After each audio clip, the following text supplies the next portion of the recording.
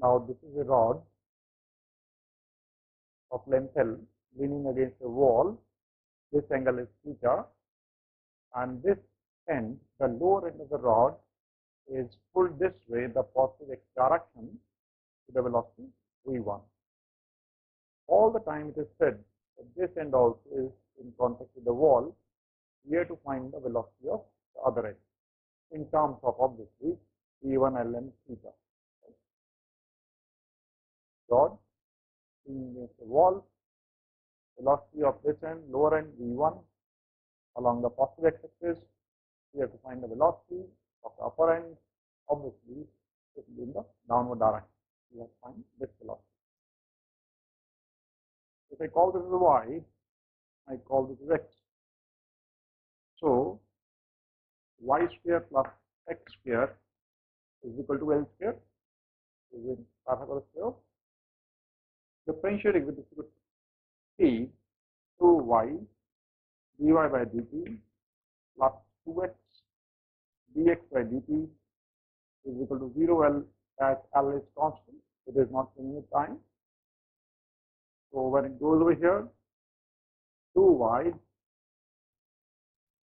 dy by dt is equal to minus 2x dx by dt. Dx by dt is how the x is changing, which is equal to v1 only. Minus plus here primarily, that is one velocity, if x is increasing, y is reducing. Over here, 2 goes off. We have to find dy by dt. Dy by dt is equal to minus x by y. Dx by dt is what? v1. So x by y by x is tan theta, second order base. So this is cos theta. So dy by dt, if I call this as v2, if dy by dt I consider as v2, so this is going to be equal to, that is x by y by x is tan theta, so x by y is cos theta, so it is v1 cos theta. Take it down. This is how it is generally done. The other way also, that is, you can call the same thing. This is, if I call it using method A. And the other way you can use it using the concept of relative velocity. If I use relative velocity, let me say, call it as method B. If I call this point A, I call this as point B. The velocity of point A as seen by velocity B along the length not is equal to 0. Relative velocity is 0 along this length, along the length. So if this is v1 along this length, theta vertically opposite angle. So component this velocity this way is v1 cos theta.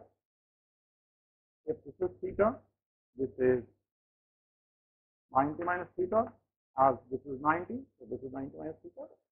If v2 is this, the velocity of this along the length is v2 cos 90 minus theta, that is sin theta. So v2 sin theta.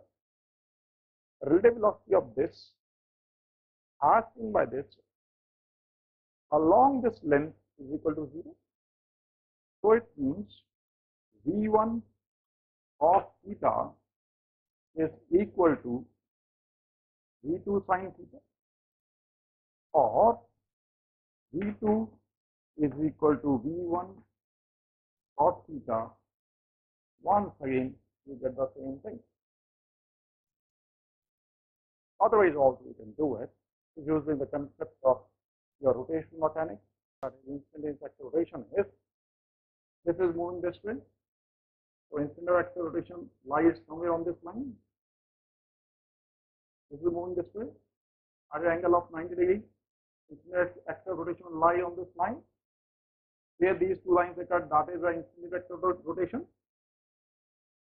So the whole thing is having at this instant is rotating this rotation.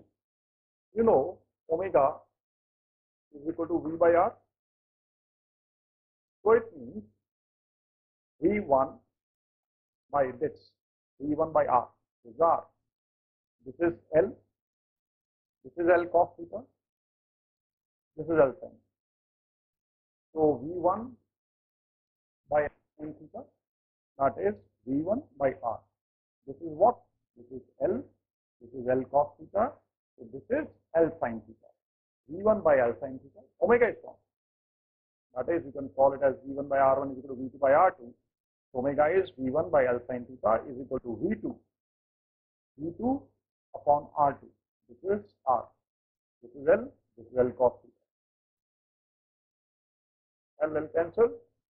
So V2 is equal to once again V1 cos theta. So any of the methods you can use and you can get the same answer.